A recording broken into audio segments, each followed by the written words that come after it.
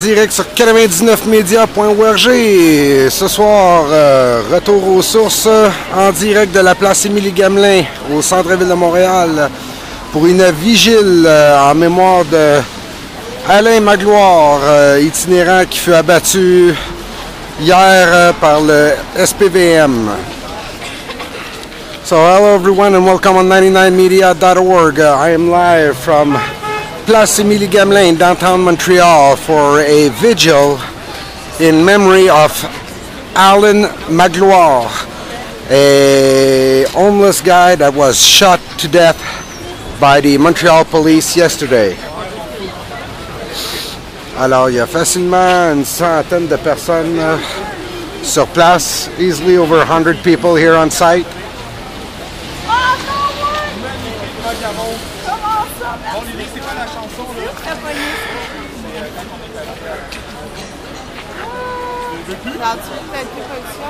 Comment? Ouais, ben c'est une vigile à soir pour l'itinérant qui a été tiré hier. Ah, c'est débile, hein? Ce qui m'écoeure, là, tu la filmes en même temps? C'est en direct. OK. Moi, ce que je trouve décevable, c'est que la plupart des policiers sont pas formés pour des personnes en état. Souvent, c'est que le trois quarts des itinérants, c'est des psychiatrisés qui ne prennent pas leur médication, que quand ils sont sur la consommation, font des psychoses, OK? Puis, pourquoi ne pas avoir utilisé le taser gun avant? Ça, c'est complètement incompréhensible. V'là un an, c'est arrivé la même affaire au coin de Saint-Denis, Sainte-Catherine. C'était encore un itinérant qui était en psychose. La seule chose qu'il faisait, il y avait un couteau, puis il déchirait des sacs de poubelle, je sais pas. Mario Hamel. Mario Hamel. Ah, c'est vrai, c'est vrai. Puis j'ai trouvé ça encore là. Pourquoi pas avoir utilisé le taser gun? Il a attaqué personne, il a menacé personne avec le couteau, là. Puis en plus, il a fallu qu'il tue un citoyen qui s'en allait travailler à Saint-Luc. Patrick Limoges. Oui. Moi, je trouve ça décevant parce que tout de suite, tous ceux et tout qui peuvent se servir de leurs armes à feu, là, c'est let's go, on tire. Puis pourquoi juste pas avoir tiré dans une jambe ou dans un épaule? Ben ça, ils sont formés pour viser le centre du corps, ce qu'ils appellent en anglais center mass. Oui, mais il n'était aucun danger en tant que tel. C'était un marteau. C'est un marteau et à 6 gars, il aurait pu le ramasser, effectivement. Puis juste en teasant, le gars, il aurait tombé puis ça aurait fini là. C'est encore une fois. Oui, c'est en direct. Puis C'est pas une chaîne de TV, c'est une web diffusion sur Internet. Puis en même temps, ce que ça va faire, c'est ceux qui ont tiré l'année passée l'itinérant, ils ont tous été acquittés de ça. Fait qu'encore une fois, ce qui va se passer, ils vont encore tous être acquittés de ça. L'impunité la plus totale. La stupidité, hein? La loi de l'uniforme. The Thin Blue Line qu'ils appellent en anglais. Oui, bien bonne soirée. Merci. Toi aussi.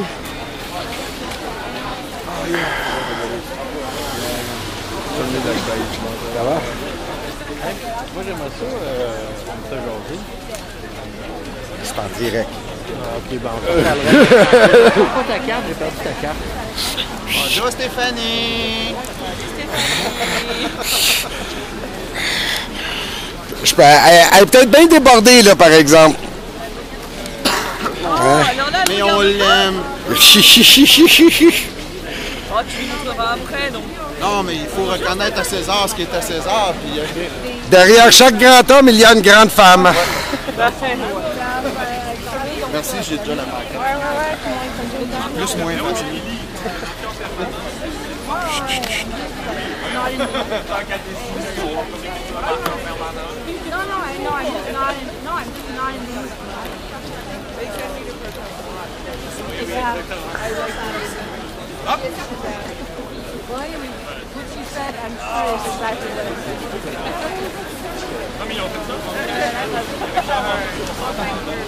Je veux une chandelle. Right there.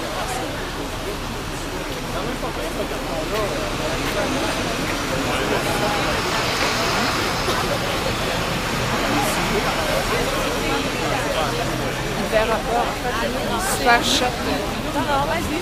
Non, non, tu peux l'allumer, vas-y. Vas-y, au contraire. Vas-y. Oh boy, il pèse une boîte d'allumettes.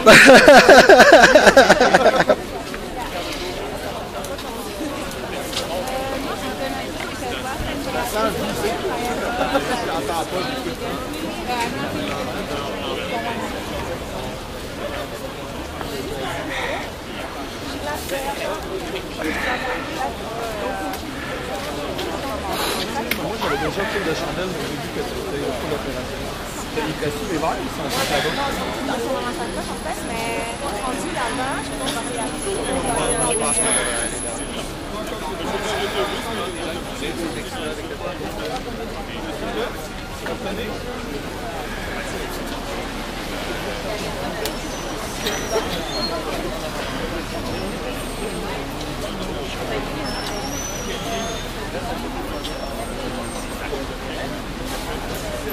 Non.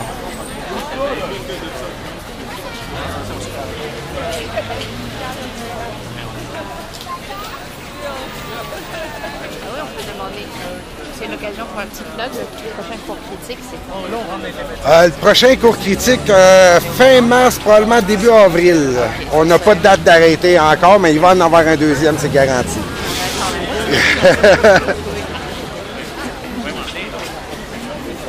Ah, si je suis cash. Je parle de la caméra, j'oublie le micro.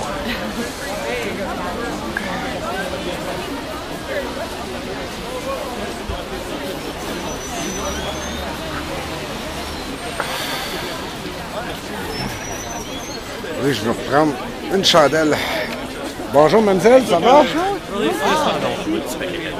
Pas dans une manif. Non, mais je vais. Non, c'est juste la chandelle, je veux. Ah, non, ok. c'est la chandelle, je veux. Sa chandelle. Ne bouge pas. Fais sourire ta chandelle, ne bouge pas. Souris chandelle. Non, mais je vais l'avoir vendredi. Pas la chandelle. OK. Le paquet cadeau Christmas. Mais on dit pas pourquoi. Il y a quelque chose de Ouais, c'est difficile. Ça m'entend bien? C'est où qu'on le met au début du cadeau ou au début? paquet. Bon ben, merci d'être là. On s'est rassemblés ce soir pour dénoncer le dernier meurtre du SPVM. C'est Pardon. passé hier matin. Je pense qu'on est tous et tous d'accord que l'intervention policière de hier matin, elle aurait pu se passer autrement. Malheureusement, le SPVM, ils sont sur un power trip depuis une couple de temps. Donc, la manière que ça va se passer, c'est que je vais lire un petit texte qui a rapport avec les taiseux. On va prendre la rue, on va s'en aller, on va prendre la rue, puis on va s'en aller à l'endroit où c'est qu'il a été tiré. Et puis là, il y aura une vigile et des textes qui vont aider. Donc, on connaît maintenant l'identité de la dernière victime en date du SPVM, Alain Magloire, 41 ans. Il avait des problèmes de santé mentale et était itinérant. Il était en crise. Il aurait eu un marteau en main. Le SPVM a été appelé et a utilisé les outils à sa disposition. Poivre de Cayenne, foncé dessus avec leur voiture, puis 4 balles. Ils auraient appelé pour avoir des taiseux qui ne sont pas arrivés à temps quand on sait que le poste de quartier 21 se situe à 2 coins de rue de là. Il aurait pu être là en 1 minute et demie. En tout cas. Ouais, ben oui. Certains, dont l'ex-flic Stéphane Berthomé, qui exprime souvent des critiques intéressantes de la police, en profitent pour réclamer une fois de plus que tous les agents du SPVM soient munis de taser. Pourtant, nous, on se rappelle très bien que la dernière victime du SPVM, Donald Ménard, aussi un itinérant avec des problèmes de santé mentale, est mort sous les coups du taser le 11 novembre dernier, à quelques coins de rue de l'endroit où Alain Magloire est décédé. Il n'était même pas armé. Willem Régis aussi est mort après avoir été taisé 6 fois par des agents du SPVM en octobre 2007 à Saint-Michel. Ils viennent d'être blanchis par un juge alors que la déontologie les avait condamnés à des suspensions. Plus de 800 personnes ont été tuées par la police avec des tasers au USA et 35 l'ont été au Canada. Ce n'est pas plus de tasers dont on a besoin pour éviter d'autres drames, c'est d'autres façons d'intervenir auprès des personnes en crise, d'autres moyens d'arrêter des personnes, même armées, que de leur tirer plusieurs balles dans le thorax. Le problème, c'est que ça qui est enseigné à tous les futurs policiers à Nicolet, et que la police enquête sur la police et qui ne sont jamais condamnés pour leurs crimes. No justice, no peace. Fuck the police! No justice, no peace! Fuck the police! No justice, no peace! Fuck the police! No justice, no peace! Fuck the police! No justice, no peace! Fuck the police! No justice, no peace! Fuck the police! No justice, no peace! Fuck the police! No peace! Fuck the police! No justice, no peace! Fuck the police! Fuck the police! Police partout! Justice nulle part! Police partout! Justice nulle part! Police partout! Justice nulle part! Police partout! Justice nulle part!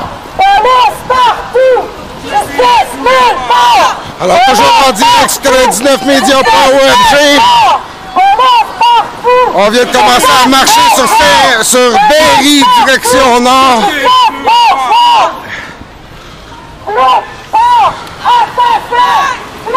On se dirige vers l'endroit où Alain Magloire a été abattu par le SPVM hier. So, live on 99media.org. People have taken the street. We are on Berry, heading north, heading to where the homeless guy from yesterday got shot and died.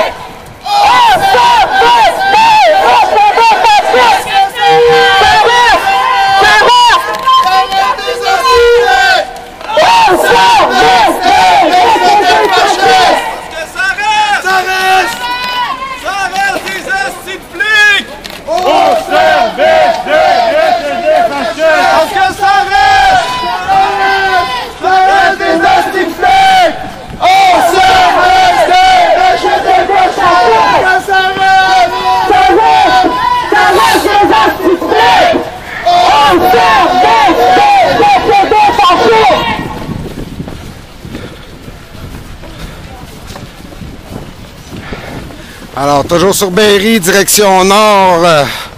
On est devant l'ancien terminus voyageurs. On se dirige vers l'îlot voyageurs, l'endroit où Alain Magloire fut abattu hier. So we are still on Berry, heading north in front of the old Montreal bus terminal, and we are going towards the new bus terminal where Alan got shot to death yesterday by the Montreal police.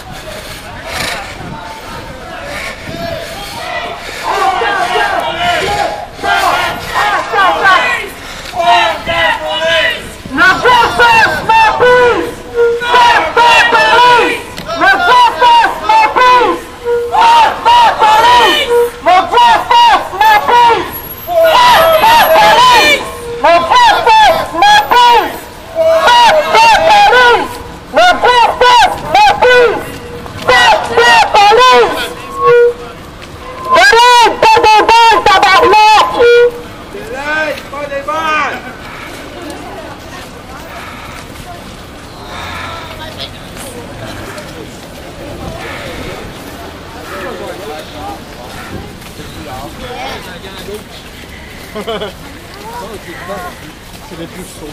C'était là, hein? C'était juste là, hein? Il me semble que c'était là. Devant l'entrée.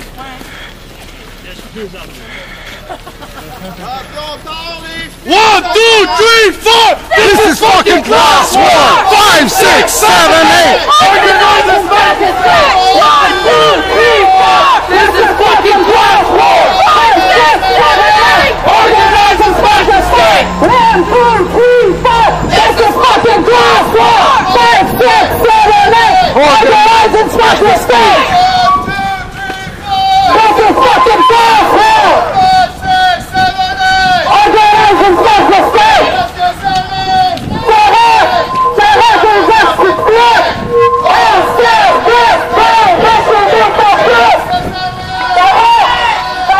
Alors, on arrive devant l'entrée de l'îlot voyageur. C'est ici que s'est déroulé le drame hier. So this is where all the drama happened yesterday. In front of the entrance.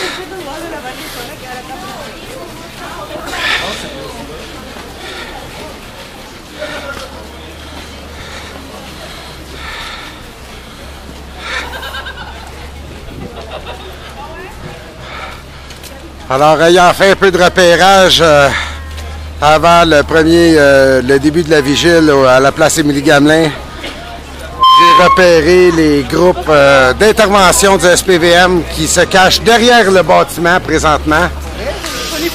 Ah oui, c'est clair qu'ils se cachent. Ouais, ben, ils sont Donc, on va faire la vigile ici. Je vais s'attendre que le monde se rassemble un petit peu plus, puis on va lire les textes qu'on a écrits, voilà.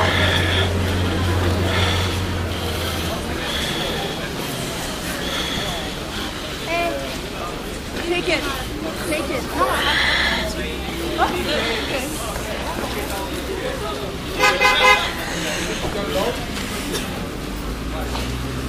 Ok, je vais vous lire un texte en fait que j'ai écrit sur l'impunité policière parce qu'il y a une affaire qu'il faut qu'on comprenne.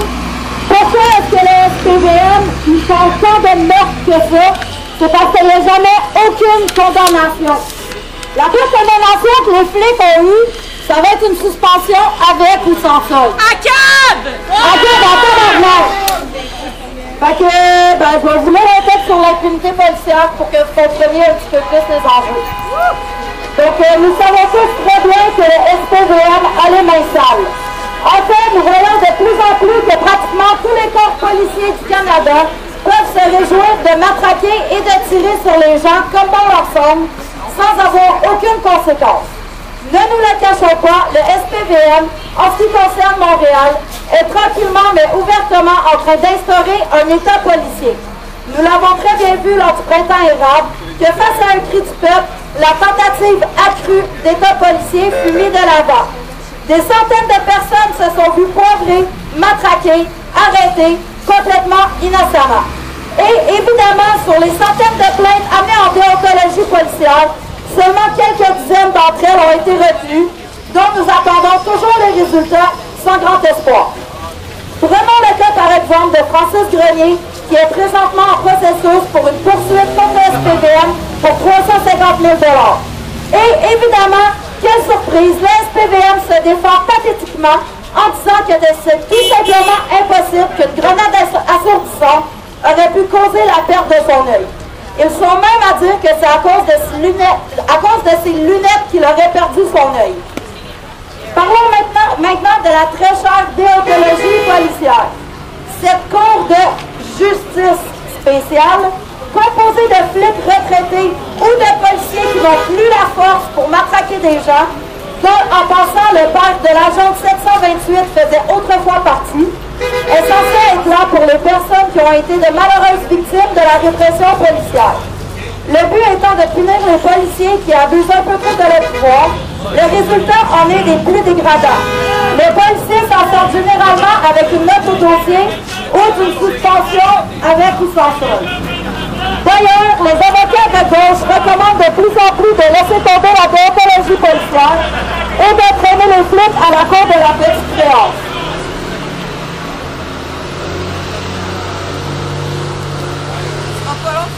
Bon,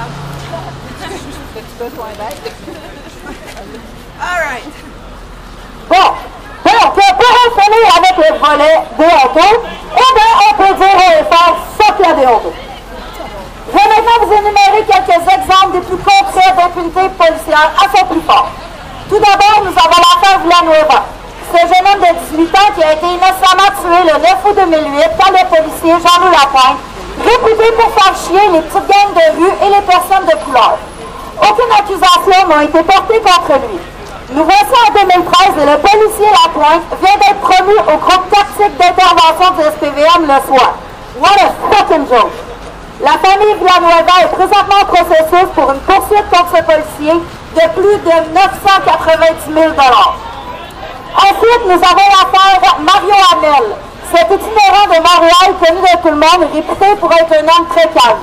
En été 2012, Mario se promenait dans les rues et éventrait des sacs poubelles avec un petit canif. Deux policiers sont alors intervenus et se sont sentis automatiquement menacés par ce petit canif. Les policiers, dans leur déclaration, ont déclaré que Mario le menaçait de face avec son canif. Chose bizarre, Mario a été tiré de loin et dans le dos à plusieurs reprises et une balle perdue tirée par un des policiers a tué un innocent qui passait par là et qui allait travailler, Patrick Limoges. Encore une fois, aucune accusation n'a été portée contre les policiers, même pas une note au dossier. Allons maintenant du côté de Toronto pour parler de Sami Hatim. Ce jeune homme de 18 ans qui, un soir, se trouvait seul dans un tramway avec un couteau de poche à la main. La police est alors arrivée en trombe, n'a posé aucune question ni quoi que ce soit et le policier James Forcillo a ouvert le feu gratuitement sur un jeune homme. Au total, 9 coups de feu ont été tirés sur la pauvre victime. Après 3 coups de feu, Sami était par terre en sang et le policier a quand même tiré 6 balles supplémentaires sur le corps qui gisait inerte sur le sol. Le policier a été accusé de meurtre non prémédité et a été libéré moyennant une caution de 510 000 $ seulement 2 jours après son arrestation.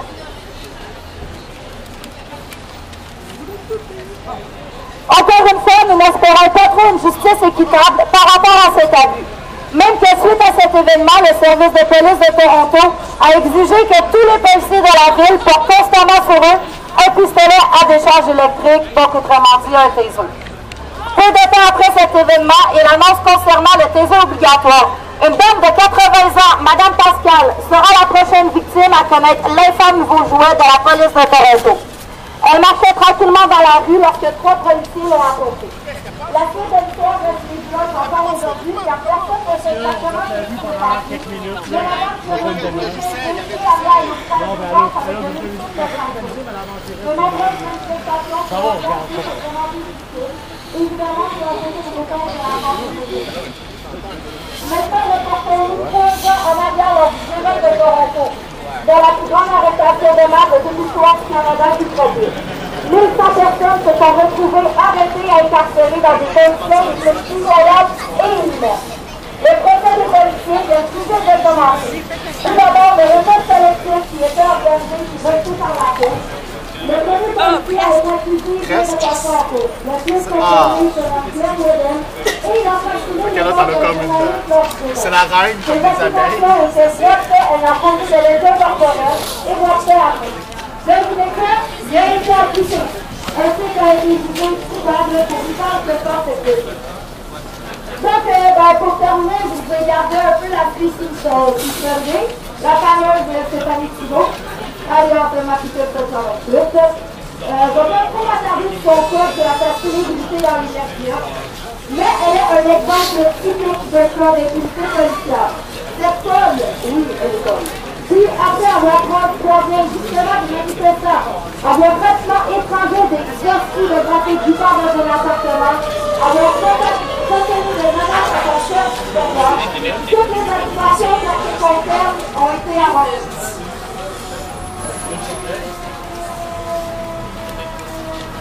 Et, à tout moment, en fait, de ces existences avec ça, Stéphanie Thibault a se ramasser dans un tout inclus à Cuba. Payé grâce à sa suspension avec ça. C'est génial. Il y a présentement une poursuite de 395 000 $ contre cette dame et contre le SPVM pour conduite abusive, injuste et discriminatoire. Il faut se rappeler que les policiers énumérés plus haut ne sont que des pommes pourrites parmi tant d'autres. Entre 1997 et 2012, au-dessus de 90 personnes ont été injustement tuées par le SPVM de Montréal. Imaginez le nombre total si on ajoute à cela les morts à l'extérieur de Montréal. Alors franchement, pensez-y bien, qui nous protège de la police? Fait que, il y avait... OK, il y a mon collègue ici qui va faire un statement.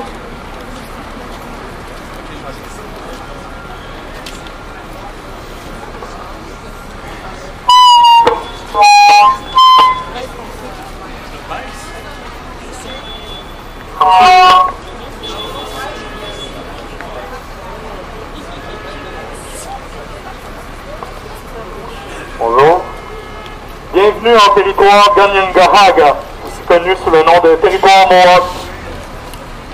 Merci à tout le monde d'être venu. Hier, le SPVM a encore frappé et il y a bizarrement beaucoup de contradictions dans les témoignages des civils et dans la version des policiers.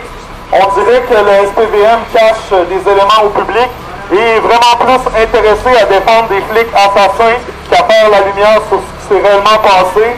Aujourd'hui, on se réunit pour commémorer Alain Magloire, mais aussi pour commémorer les morts. Les morts qui nous ont quittés de façon tragique. Ma voix est leur voix. La voix de ceux et celles assassinés injustement par la police. Ceux et celles assassinés injustement par le SPVM. Je suis la voix de Serge Laforêt, Anthony Griffin, Michel Panizi, Sylvain L'Huissier, Edmond Lamontagne, Jean-Hugues Fournier, François Brunel, Yvan Lafrenière, Jean Boivin, René Laporte, Bernard Armand, Robert Mongault, Fernand Roux, Jacques Lavoie, Adrien Girard, Sylvain Boudreau, Bernard Laforêt, José Carlos Garcias, Yvon Lafrance, Normand Major, Leslie Presley, Laurier Lachance, Yosh Chavaria-Riss, Fabien Quinty, Yvan Dugas, Fritz Gérald Forbes, Marcellus François, Armand Fernandez, Ousmane Seymour Fetcher, Arthur Van Souyakis, Alain McMartin, Trevor Kellis, Yvon Asselin, Paolo Romanelli. La liste est longue. Il y en a 89.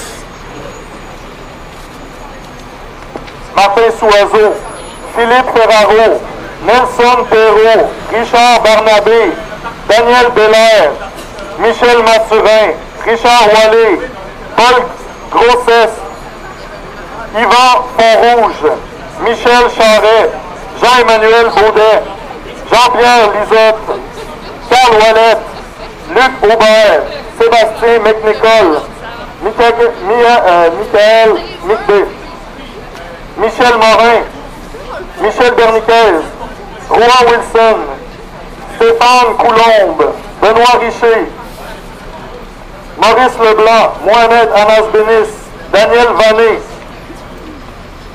Vianney Charret, Quillem Régis, Freddy Villanueva, Jean-Claude Lemay, Patrick Saunier, Mario Hamel, Patrick Limoges, Farshad Mohammadi, Jean-François Nadreau, Robert Hainaut, Isidore Avis, Donald Ménard et Alain Magloire.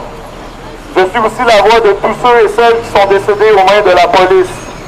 Ma voix est leur voix pour que personne ne les oublie.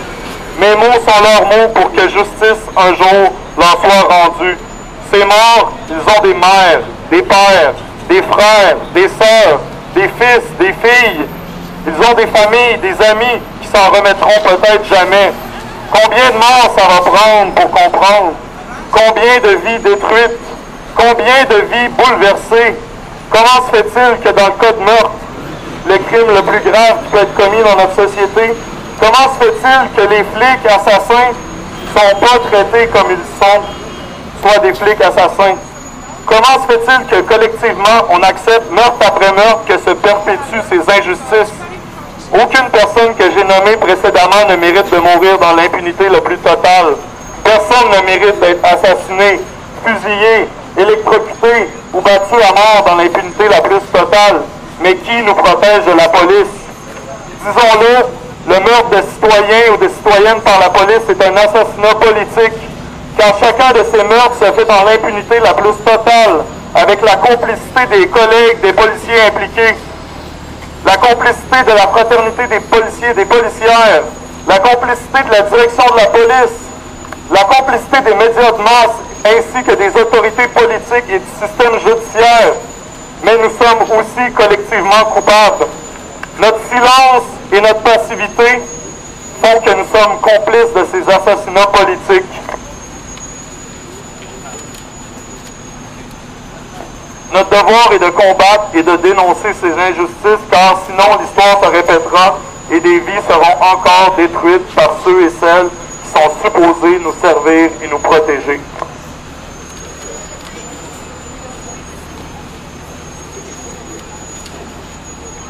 Souvenez-vous d'Anthony Griffin. Anthony Griffin a reçu une balle dans la tête en plein fond tirée par l'agent Alain Gossett alors qu'il était désarmé et en état d'arrestation dans un stationnement à l'arrière du poste 15 à Notre-Dame-de-Grâce. Souvenez-vous de Jean-Pierre Lizotte.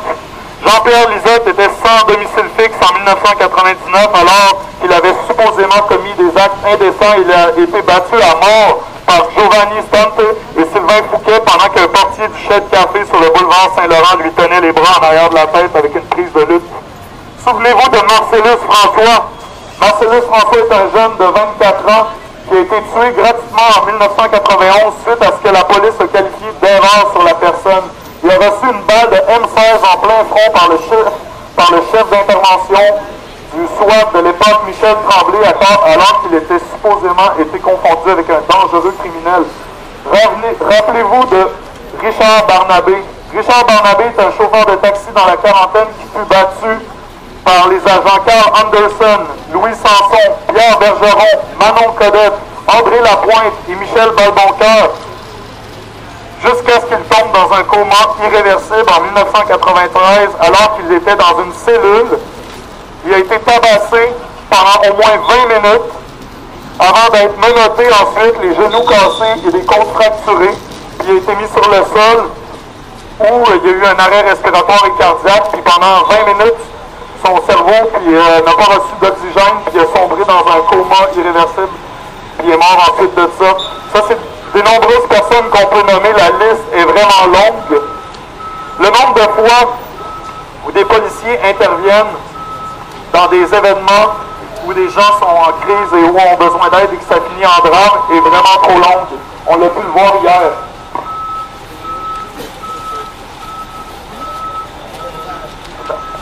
Tous ces meurtres s'inscrivent dans un long parcours historique de répression, d'abus, de racisme, de colonialisme, de brutalité et d'impunité de la part de la police.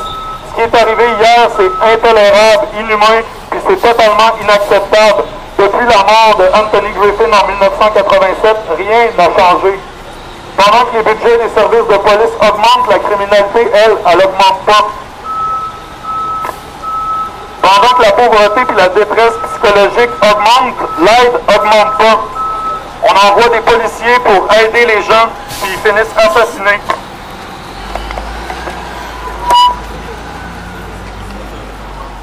La police qui enquête sur la police. La police qui police la police. Hier, il y a quelqu'un qui a été tué, Alain a été tué par la SPVM, puis l'enquête a été remise à la SQ. La même SQ qui a tiré des balles sur un jeune de 17 ans. La même SQ qui met la vie privée après la propriété privée. La vie humaine, excusez. Quand un policier tue un citoyen, croyez-vous vraiment que l'enquête va être différente des autres enquêtes? N'avez-vous jamais entendu parler de la loi du silence ou de la solidarité policière? Peu importe le corps policier qui enquête, la solidarité policière puis la loi du silence transcendent pas mal tous les corps policiers. Alors laissez-moi douter de l'impartialité des enquêtes de la police sur la police. Ces enquêtes-là sont supposées de chercher la vérité sur les morts aux mains de la police, mais historiquement, on voit clairement des déviances systémiques des enquêtes de la police sur la police. Ces enquêtes-là sont biaisées parce qu'on voit des enquêtes parallèles aux enquêtes officielles pour orienter les témoignages des policiers impliqués dans les meurtres des civils. On voit le non-respect des scènes de crime ou de la conservation des preuves, comme par exemple les caméras de vidéosurveillance. Il y a des caméras de vidéosurveillance dans le coin ici. Techniquement, on devrait savoir qu'est-ce qui s'est vraiment passé, mais on verra bien. Il y a des octrois de délai dans les processus d'enquête afin de permettre aux policiers impliqués de se consulter afin d'ajuster leur version après avoir reçu des informations sur les versions des témoins civils et des données sur les scènes de l'événement. Il y a la radiation de certains témoins dans le but d'éviter des témoignages compromettants. Il y a la fabrication ou la destruction de preuves. Il y a la manipulation du processus judiciaire qui exploite les relations de solidarité existantes entre les différents intervenants de l'appareil judiciaire, soit les policiers, les procureurs, les coronaires. Il y a la rétention stratégique de certaines informations, tandis que d'autres favorables aux policiers sont divulguées dans les médias par les corps policiers. Il y a des déclarations officielles qui sont faites avant même la fin de l'enquête ou avant même le début de l'enquête, offrant des conclusions non fondées au moment où elles sont faites. Il y a des campagnes intensives de relations publiques orchestrées afin de contrer l'image négative que ces meurtres de civils par la police pourrait avoir dans l'opinion publique. Il y a des campagnes visant à discréditer les personnes ou les groupes qui critiquent publiquement le travail de la police ou la police. Il y a un refus systématique des policiers ou des corps de police de reconnaître leur tort, d'exprimer des regrets ou de formuler des excuses. Il y a un manque total de préoccupation des autorités envers les victimes secondaires des incidents, soit les parents, les familles, les proches des victimes. Depuis la mort d'Anthony Griffin en 1987, rien n'a changé.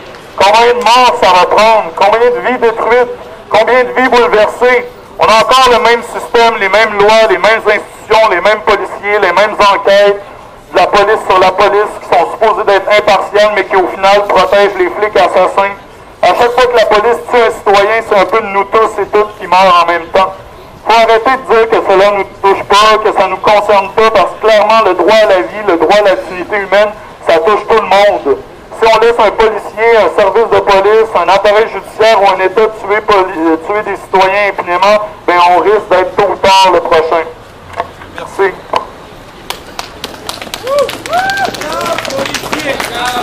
Il y avait encore un texte qu'elle a écrit. Je vais juste vous dire que ce matin, la SQ, elle a pogné toutes les caméras de vidéosurveillance, toutes les tapes de ce qui s'est passé hier. Fait que maintenant, c'est la SQ qui est détruite. Sûrement qu'ils vont dire que les images sont pas bonnes, qu'ils sont brouillées, là, comme d'habitude. Il y a pas de cul.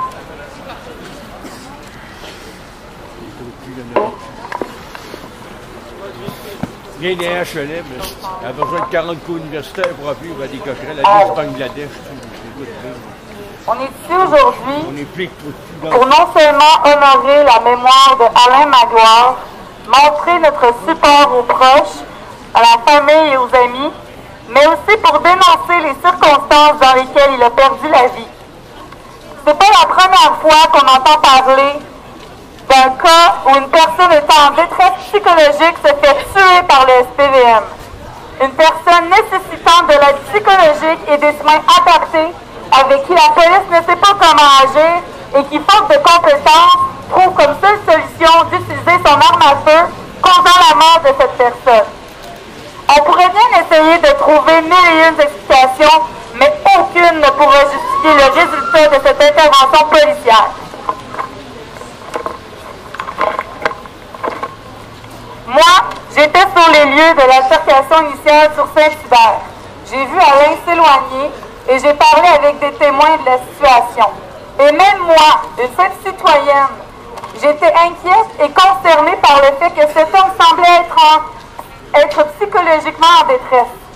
J'ai avisé les témoins de spécifier au SPVM, s'ils les appelaient, qu'il s'agissait d'un cas qui demandait de l'aide psychologique et de contacter les ressources appropriées auxquelles ils ont accès. Le SPVM n'étant pas formé pour gérer ce type de situation, pourrait le tuer comme c'est déjà arrivé dans le passé. C'est avec